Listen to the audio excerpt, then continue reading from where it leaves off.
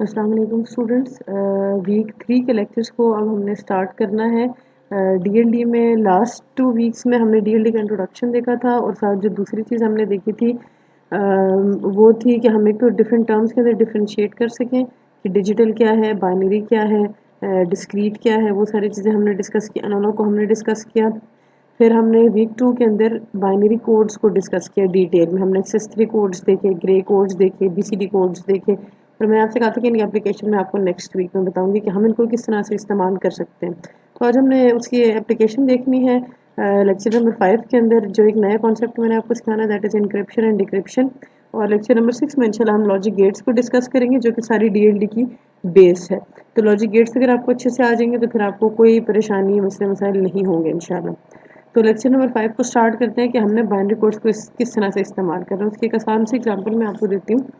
Unique codes assign करने का मामला, जैसे फॉर इंस्टेंस यूनिवर्सिटी में अब आप जितने स्टूडेंट्स होते हैं आप सबको यूनिक रजिस्ट्रेशन नंबर असाइन कर दिए जाते हैं जो कि सिर्फ आपकी पहचान होती है। तो जाहिर सी बात है जब हमारे पास नंबर्स का एक बड़ा सेट होगा तभी हम सबको अलग अलग नंबर्स यूनिक कोड्स असाइन कर सकेंगे, ताकि जब हम किसी का रजिस्ट्रेशन नंबर कहीं पर डिस्प्ले करें या अनाउंस करें तो पता चल जाए किसके बारे में बात हो रही है। अगर हम दो लोगों को सेम कोड असाइन कर देंगे तो कैसे पता चलेगा कि किस स्टूडेंट की बात हो रही है, राइट। तो कोड सबके अलग अलग होते हैं। वहीं से जो कॉन्सेप्ट निकलता है that is encryption and decryption, जिसको इन अदर वर्ड्स आप सीक्रेट कन्वर्सेशन या सीक्रेट कम्युनिकेशन भी कह सकते हैं। इनक्रिप्शन या डिक्रिप्शन किस तरह से काम करती है कि वही जो कोड्स आपको आते हैं आप उन्हीं कोड्स का इस्तेमाल करते हुए अपना एक कम्युनिकेशन मेथड निकाल लेते हैं जो आपको और वो बंदा जिसके साथ आप कम्युनिकेट करना चाह रहे हैं सिर्फ उसको समझ आए। कोई तीसरे बंदा जो इरेलेवेंट है उसको ना पता चले कि आप आपस में क्या बात करना चाह रहे हैं। यानी आप प्लेन टेक्स्ट को कन्वर्ट कर देंगे एक ऐसे फॉर्म के अंदर कि जिस बंदे को आप समझाना चाह रहे हैं सिर्फ उसी को समझ आए, हर बंदे को समझ ना आए। बहुत आसान सी इसकी फॉर्म। यूनिवर्सिटी में क्लास के अंदर आपको एक बंदा नहीं पसंद, आप उसके लिए कोई कोड वर्ड रख लेते हैं। तो अब क्या होता है कि जब आप वो कोड वर्ड बोलते हो उस बंदे को नहीं पता, लेकिन आपके साथ जो आपका दोस्त बैठा है उसको पता चल जाता है कि किसके बारे में बात हो रही है, राइट। ये एक बिल्कुल बेसिक सी फॉर्म है इनक्रिप्शन एंड डिक्रिप्शन की। तो उसके लिए कुछ बेसिक सी टेक्निक्स मैं आपको सिखाऊंगी ताकि आपको थोड़ा सा आइडिया हो जाए कि इनक्रिप्शन और डिक्रिप्शन होती कैसे है। तो इनक्रिप्शन क्या होगी कि एक प्लेन टेक्स्ट है, उस प्लेन टेक्स्ट को आप कन्वर्ट कर देते हैं किसी ऐसी फॉर्म के अंदर जो हर बंदे को समझ ना आए सिवाय उन लोगों के जिनको आपने पहले से ही वो कोड बुक बना के दी हुई होगी कि अगर मैं ये बात कहूँ तो इसका ये मतलब है, अगर मैं ये बात कहूँ तो उसका ये मतलब है। तो यही कॉन्सेप्ट है डिक्रिप्शन का कि आपने उसको प्लेन टेक्स्ट को एक सीक्रेट कम्युनिकेशन के अंदर कन्वर्ट करके अगले बंदे को भेज दिया। उसको जब मिलेगा तो उसके पास वो कोड बुक पड़ी हुई है जो आपने उसको बना के दिया, वो उस कोड बुक से देखेगा कि अच्छा इस लफ्ज़ का क्या मतलब है, इस लफ्ज़ का क्या मतलब है, वो उसको डिक्रिप्ट कर लेगा। तो एक्सेस 3 कोड्स हमने पढ़े थे, उन्हीं से मैं शुरू करती हूँ। अब देखिए बजाय इसके कि हम अल्फाज के कॉरस्पॉन्डिंग कोड्स बनाने शुरू कर दें कि भाई इस लफ्ज़ के लिए ये कोड, इस लफ्ज़ के लिए ये कोड, तो फिर डिक्शनरी बहुत बड़ी है, राइट। हम कितने लफ्ज़ों को इनक्रिप्ट करेंगे, लेकिन लफ्ज़ किससे बनते हैं, वो अल्फ़ाबेट से बनते हैं। और दूसरी चीज़ जो साथ इस्तेमाल होती है दैट आर नंबर्स। तो हम अल्फ़ाबेट्स और नंबर्स को इनक्रिप्ट कर लेते हैं, उनके लिए कोड्स बना लेते हैं।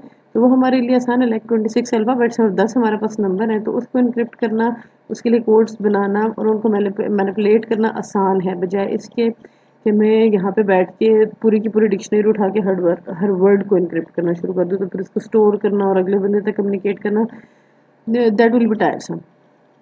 तो अब नंबर्स क्या है, बेसिक 0 से लेकर 9 तक के। मैंने यहाँ पे 1 से 9 तक लिखे हैं, 0 के ऊपर भी यही चीज़ अप्लाई होगी।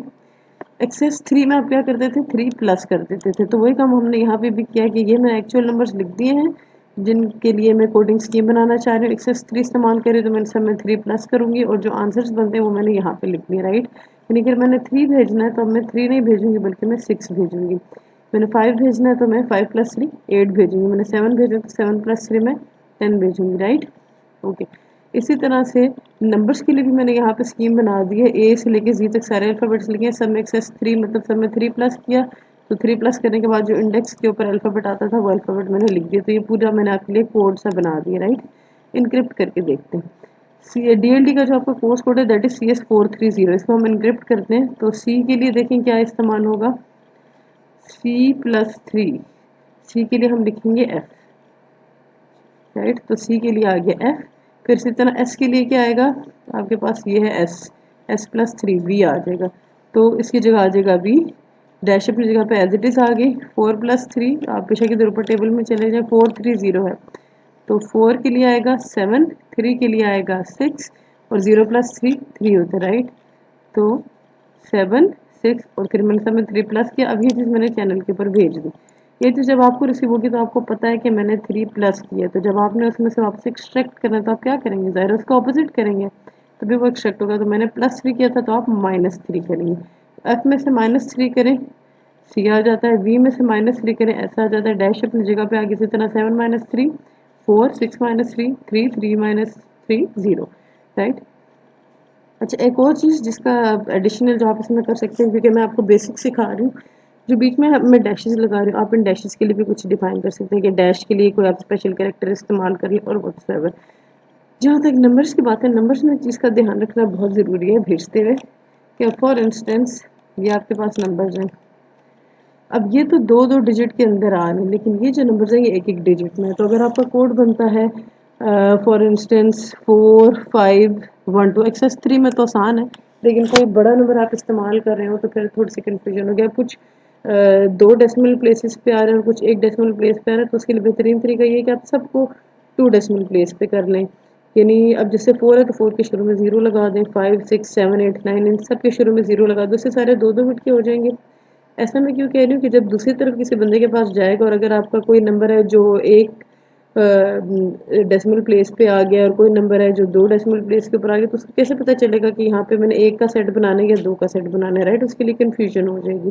तो जब सारे 2-2 में होंगे तो उसके लिए आसानी कि बस ठीक है, मैंने 2-2 का पेयर बना के उनको अलग कर लेना है। तो ये एक बहुत इंपॉर्टेंट टिप है, इसको आप लोगों ने ध्यान में रखना है।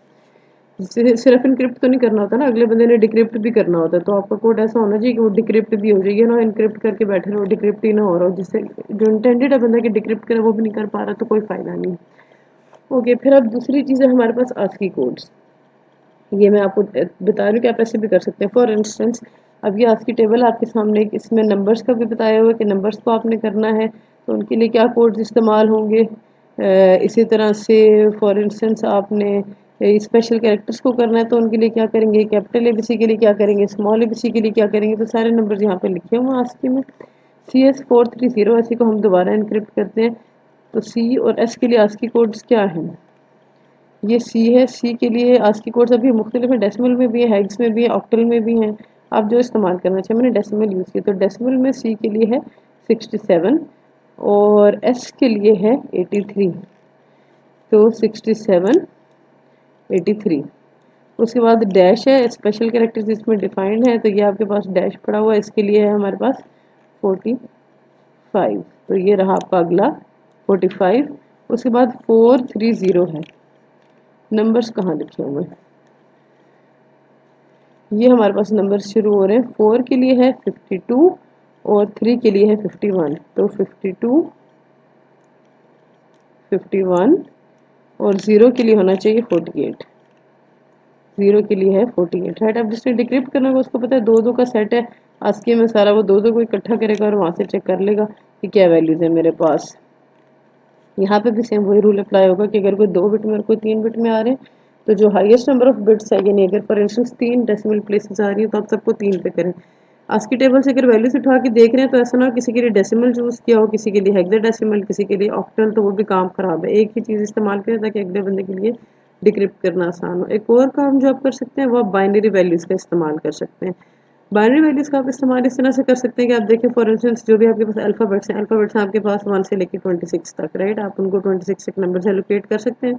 इसी तरह आप वही नंबर्स अगर आप नंबर्स के लिए भी इस्तेमाल करें तो काम खराब हो जाएगा, राइट। आप नंबर्स को कोई और वैल्यूज असाइन कर दें 26 से ऑनवर्ड्स, फॉर इंस्टेंस 27 से स्टार्ट कर देते हैं। इनक्रिप्शन की स्कीम भी बनानी है ना, तो आप कुछ भी इस्तेमाल कर सकते हैं उसके लिए। तो आप उनकी वैल्यूज़ देखें क्या बनती है, उनकी वैल्यूज़ को कन्वर्ट करें बाइनरी के अंदर। फॉर इंस्टेंस 26 जी के लिए 26 बनता है, तो 26 की बाइनरी निकालें, वो आपके पास आ जाएगी 5 बिट में। अब जो नंबर्स आपके शुरू हो रहे हैं, मैंने कहा कि नंबर्स को वैल्यूज 27 से ऑनवर्ड्स देते हैं, तो कोई चीज़ अगर आप फॉर इंस्टेंस एक्सीड हो जाती है, एक्सीड क्या हो जाती है, आप बी को देख लें, बी को वैल्यू साइन होगी 2 की बाइनरी होती है 10, वो 2 बिट में आ रही है, राइट। तो अब बी को आप 2 बिट में लिखेंगे और जी को आप 5 बिट में लिखेंगे और इनक्रिप्ट करके भेज देंगे, तो अगले बंदे को कैसे पता चलेगा कि कहाँ पे मैंने 2 बिट वाला नंबर उठाना है और कन्वर्ट करना है और कहाँ पे मैंने 6 बिट वाला नंबर बनाना है। तो उसका तरीका क्या है कि आप देखिए सबसे बड़ा नंबर क्या आ रहा है। फॉर इंस्टेंस आपके पास ए से लेकर जी तक 26 नंबर्स आ गए और आगे 10 है, तो 26 + 10 36, 36 की बाइनरी 6 बिट में होती है। तो ए से लेके जी तक जितने भी अल्फ़ाबेट्स हैं उनको आपने 26 नंबर्स असाइन किए हैं, उन सब की बाइनरी 6 बिट में लिखेंगे। तो अब आप बी को 0 1 0 नहीं लिखेंगे, बल्कि 1 0 से पहले कितने ज़ीरोज़ लगाएँगे? 4 ज़ीरोज़ लगाएँगे। तो उससे फिर पता चलेगा कि अच्छा 6-6 बिट है, तो अगले बंदे के लिए डिक्रिप्ट करना भी आसान होगा। अब आप लोगों की असाइनमेंट क्या है? आप लोगों की असाइनमेंट ये है कि आप लोगों ने ग्रुप बनाना है। आप इसको टास्क को इंडिविजुअल करना चाहें तो इंडिविजुअल भी बना सकते हैं। अगर ग्रुप में हो तो 3 से ज़्यादा लोग नहीं होंगे। आप लोगों ने अपनी एक अच्छी सी इंक्रिप्शन स्कीम बना के लेके आनी है। आप स्पेशल कैरेक्टर्स का इस्तेमाल कर सकते हैं, नंबर्स, अल्फ़ाबेट्स व्हाटसोएवर में किसी किस्म की कोई रिस्ट्रिक्शन इम्पोज़ नहीं कर रही, मैथमेटिकल रूल्स इस्तेमाल करें। और एक अच्छी सी यूनिक सी इंक्रिप्शन स्कीम बना के लेके आए। मेक श्योर कि आप जो भी चीज़ें इंक्रिप्ट करके दिखाएं वो वापस से डिक्रिप्ट भी हो रही हो। आपकी स्कीम ऐसे नहीं होनी चाहिए कि इंक्रिप्शन हो डिक्रिप्शन हो ही ना वापस, तो उसका कोई फ़ायदा नहीं है, हमें उसकी ज़रूरत नहीं है। दूसरी चीज़ जिसका आप लोगों ने ध्यान रखना है वो ये है कि आप जो भी पर्टिकुलर स्कीम बनाते हैं वो आपकी अपनी होनी चाहिए। इस तरह से नहीं करना आप लोगों ने कि मैंने एक्सेस 3 किया है तो आप एक्सेस 5 करके मेरे पे आसान कर दें, या मैंने इंक्रिप्शन करते हुए +3 किया तो आपके नहीं हमने तो -3 की और ये इंतहाई यूनिक स्कीम है, तो उसका कोई फ़ायदा नहीं। I need creative schemes. Give it a thought, अच्छी-अच्छी इंक्रिप्शन की स्कीम्स बना के लेके आएँ। जिन लोगों की बेस्ट इंक्रिप्शन की स्कीम होगी उनको हम एक असाइनमेंट वेव करेंगे। नेक्स्ट लेक्चर में इंशाल्लाह हम लॉजिक गेट्स को डिस्कस करेंगे।